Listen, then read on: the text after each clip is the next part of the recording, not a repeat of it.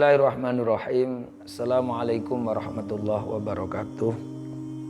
Sahabat-sahabat yang dirahmati oleh Allah, ini juga ramai dibicarakan oleh para sahabat-sahabat saya, juga bincang di berbagai tempat. Lebih-lebih sudah memasuki separuh bulan Ramadan. Apa yang keluar dari lisan-lisan sahabat-sahabat saya ini mengenai Lailatul Qadar. Ada yang seolah membayangkan Lailatul Qadar ini seperti menunggu pesawat mau terbang. Sudah jelas waktunya, tinggal menunggu kita boarding, kita duduk di kursi pesawat dan jam yang telah ditentukan barulah terbang. Seolah-olah Lailatul Qadar seperti itu. Makanya ia menentukan, oh malam ini Lailatul Qadar, oh malam ini Lailatul Qadar. Mohon maaf, di antara sekian banyak hal yang dirahasiakan oleh Allah adalah Lailatul Qadar. Sebagaimana yang disabdakan oleh Rasulullah bahwa Lailatul Qadar adalah salah satu dari sesuatu yang dirahasiakan oleh Allah. Sebagaimana Allah juga merahasiakan siapa yang menjadi kekasihnya. Tekanan dari apa yang disabdakan Rasulullah ini biar kita tidak mencemooh dan meremehkan siapapun. Kenapa? Karena kita tidak tahu yang menjadi kekasihnya Allah siapa. Termasuk Lailatul Qadar. Kenapa dirahasiakan? Biar kita itu tidak gegabah atau tidak sembrono melakukan ibadah kapanpun selama bulan Ramadan. Oleh karenanya sebagian ulama bahkan ada yang mengatakan bahwa Lailatul Qadar bukan hanya di Ramadan. Jadi Lailatul Qadar ini sebuah waktu, sebuah masa afdoliyah yang ditentukan oleh Allah, di mana orang-orang tidak ada yang tahu karena memang dirahasiakan. Dan barang siapa yang menepati ibadahnya dengan Lailatul Qadar, maka sebagaimana yang difirmankan oleh Allah, Lailatul Qadri khairum min alfi syahr, bahwa Lailatul Qadar lebih baik dari 1000 bulan. Khairum min alfi syahr, lebih baik dari 1000 bulan. Kapan terjadinya? Itu rahasia Allah. Lantas kalau dirahasiakan, biar kita tidak sembrono ibadahnya. Mulai tanggal 1 Ramadan sampai dengan akhir bulan Ramadan, kita selalu istiqomah setiap malam melakukan ibadah, kebaikan, terus mencari nilai-nilai kebaikan agar salah satu dari yang kita lakukan mengenai Lailatul Qadar. Dan yang tidak mengenai Lailatul Qadar itu sudah ada keutamaan. Kenapa? Karena kita beribadah. Lebih-lebih mengenai bertepatan dengan yang namanya Lailatul Qadar. Karena ini juga sering disalahpahami.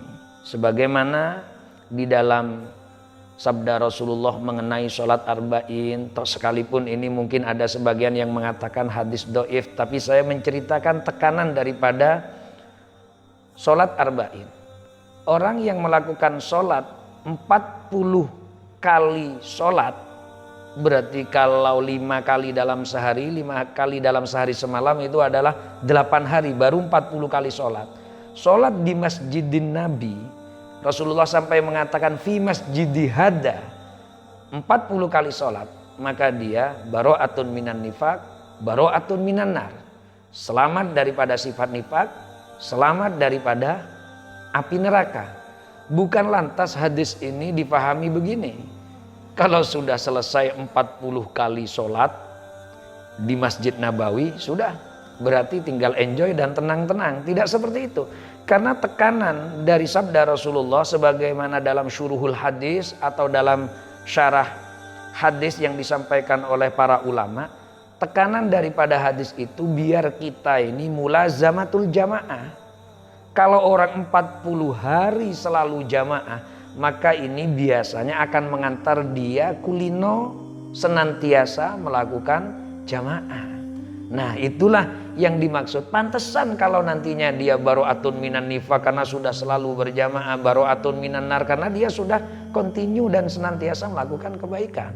Termasuk Lailatul Qadar. Makanya mencari Lailatul Qadar ini bukan ditentukan waktunya jam berapa, kapan, malam apa. Bukan di situnya.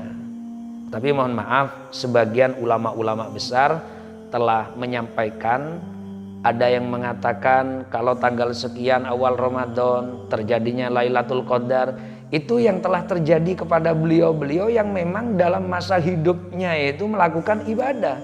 Pantesan kalau menjumpai Lailatul Qadar. Kalau dari awal tidak puasa, ujung-ujungnya dengar katanya tanggal malam 21 ini Lailatul Qadar, dia beribadah akhirnya di malam 21, apakah pasti itu Lailatul Qadar? Memang benar tidak ada kepastian. Tapi apakah kemungkinan besar dari orang yang tidak melakukan ibadah kemudian ujung-ujungnya dia ibadah mengenai Lailatul Qadar? Ini kalau secara ikhtiari, secara teori, secara usaha dari manusia. Kalau takdir Allah, siapapun, mungkin ada orang yang tidak beriman tapi di malam Lailatul Qadar beriman, beribadah, itu kemungkinan saja. Tapi apa yang saya bicarakan ini adalah ikhtiari. Hanya juga ada sabda dari baginda Nabi Muhammad SAW di mana diceritakan kalau sudah asyrul awakhir min Ramadan, 10 yang akhir dari bulan Ramadan, Rasulullah ini makin menggiatkan ibadahnya. Tapi Rasulullah giat dalam semua ibadah, makin giat di 10 akhir bulan Ramadan. Ini menunjukkan dari sini seolah dapat difahami Lailatul Qadar terjadi di 10 akhir bulan Ramadan. Ini karena ada tanda-tanda dari baginda Nabi Muhammad SAW. Maksudnya kita tiru dan ikuti sunnah Rasul.